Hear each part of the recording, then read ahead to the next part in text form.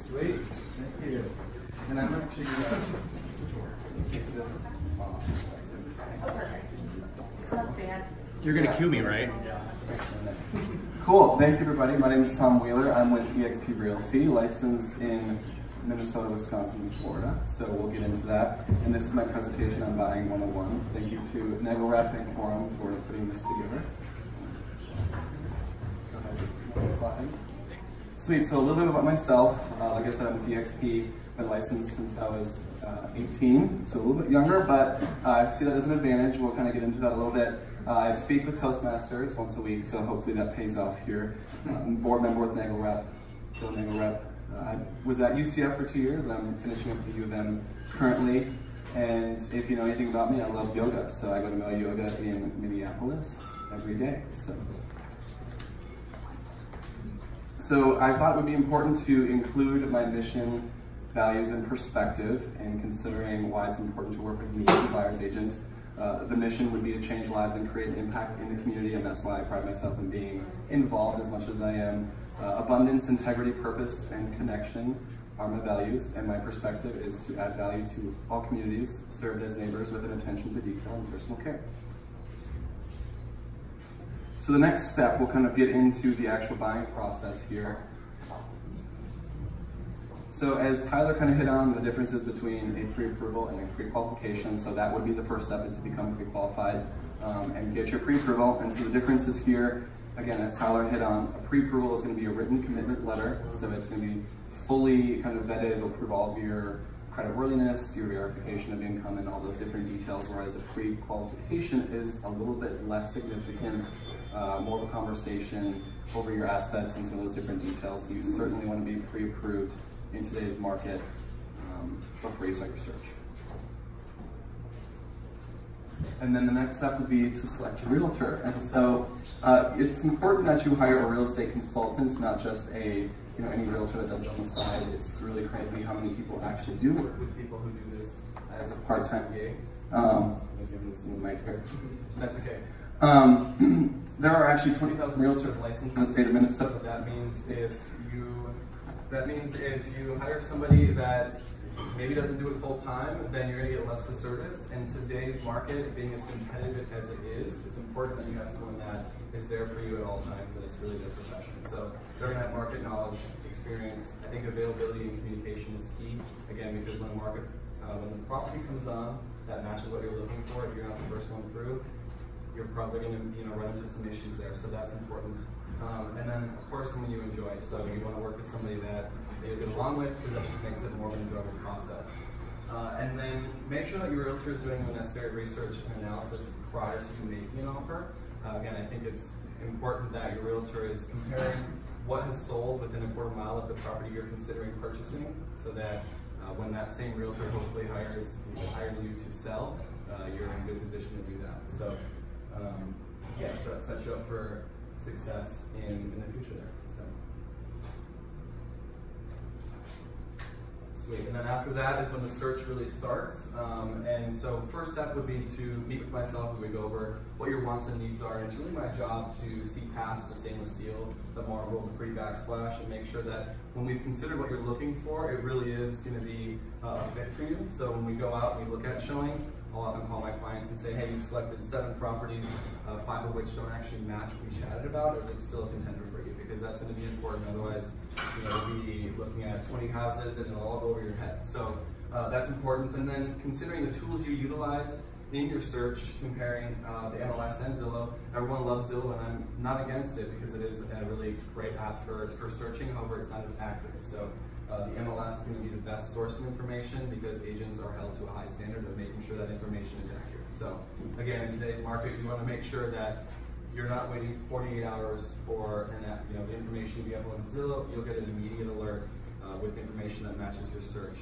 That way you're the first one through on your lunch hour and an offer submitted by dinner. So.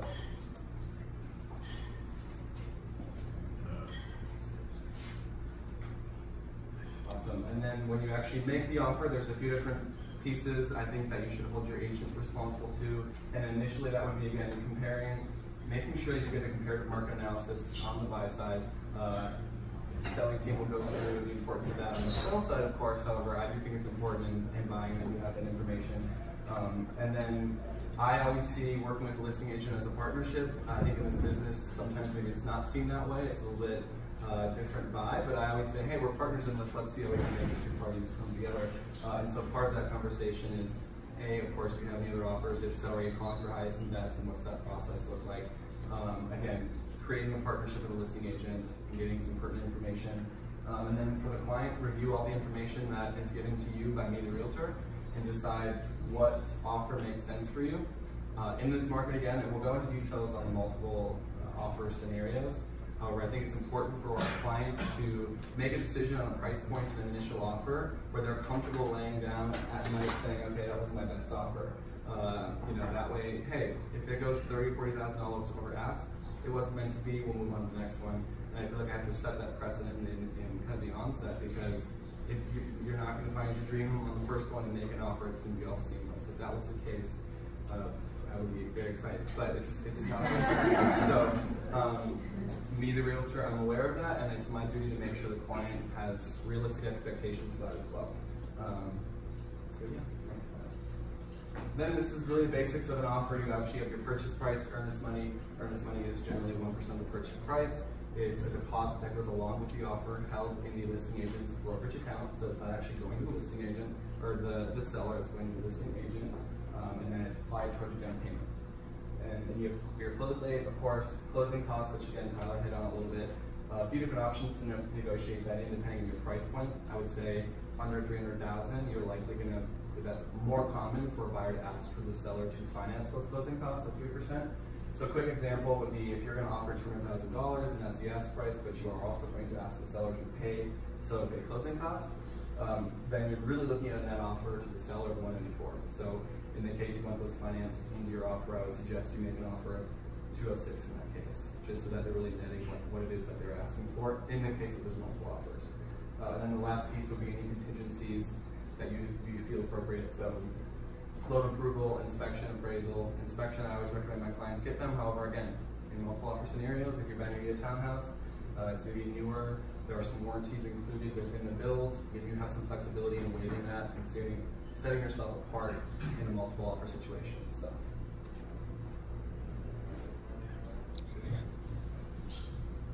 And I want to take some time and kind of dive into multiple offers, because I think that's something that we're maybe all experiencing, whether you're in the business or not. You've probably heard about it. I feel like it's on the news. Inventory is the caveat of this market. So personal letters going along with your offer. It's cheesy, but I do feel like it works. So at the end of the day, the real estate business is still a personal business. So if you have 7 different offers and we kind of get you to the numbers, if there's a personal letter that kind of describes why you're going to take care of the property or enjoy it, such as the previous owner, I think that resonates with people, especially when I work with single family. You know, there's some really great, cute, adorable couple this past Christmas. She wanted a little white Christmas tree, so we kind of put that together. The seller loved it, and I think that, again, at the end of the day, we as people involved in the business see it as kind of the numbers, and it is. However, part of my perspective is it being a personal business, and so that helps.